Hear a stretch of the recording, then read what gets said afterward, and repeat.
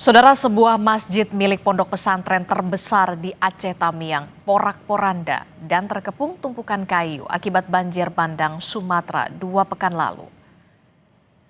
Dari pantauan udara, saudara, tumpukan kayu ini memenuhi kawasan pondok pesantren Darul Mukhlisin di Desa Tanjung Karang, Kecamatan Baru. Masih tampak bangunan masjid yang biasa digunakan para santri dan masyarakat Aceh Tamiang untuk beribadah. Tak hanya terselimuti kayu, saudara, sebagian bangunan pondok pesantren juga tertutup lumpur imbas banjir dan juga longsor.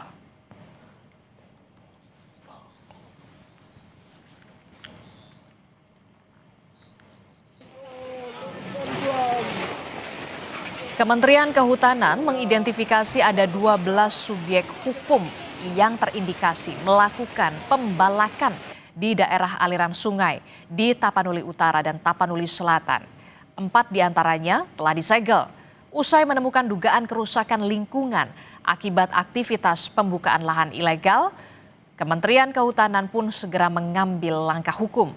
Kegiatan ilegal di wilayah hulu diyakini terkait dengan eskalasi banjir bandang di area hilir. Penyegelan dilakukan di 2 titik, di konsensus usaha korporasi PT TPL dan di lokasi pemegang hak atas tanah atas nama JAM, AR dan juga DP. Selanjutnya, ke-12 subjek hukum tersebut akan dimintai keterangan Kementerian Kehutanan pada hari ini, saudara, 9 Desember 2025.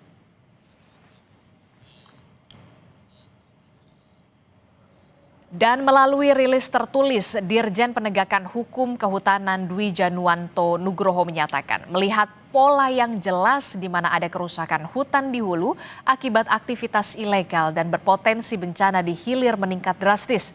Aktivitas di PHAT yang seharusnya legal juga terindikasi disalahgunakan menjadi kedok untuk pembalakan liar yang merambah ke kawasan hutan negara di sekitarnya. Ini adalah kejahatan luar biasa yang mengorbankan keselamatan rakyat.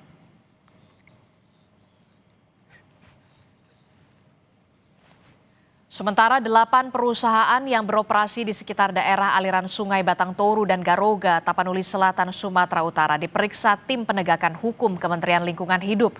Bahkan 4 perusahaan diantaranya izinnya dihentikan sementara lantaran aktivitas perusahaan di daerah aliran sungai diduga kuat menyebabkan banjir bandang dan tanah longsor.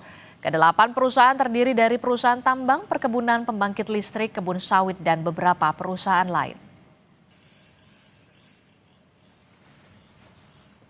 Kita juga sudah menutup kegiatan ya, seperti PLTA sudah kita segel di pintu masuknya, kemudian ada suatu tambang emas, saya nggak sebut namanya, juga sudah segel, kemudian perkebunan sawit, kebetulan salah satu BUMN juga kita segel, kemudian hari ini tim sedang menyangkut kegiatan HTI, kemudian bapaknya sedang diverifikasi tim lapangan, tim masih di lapangan.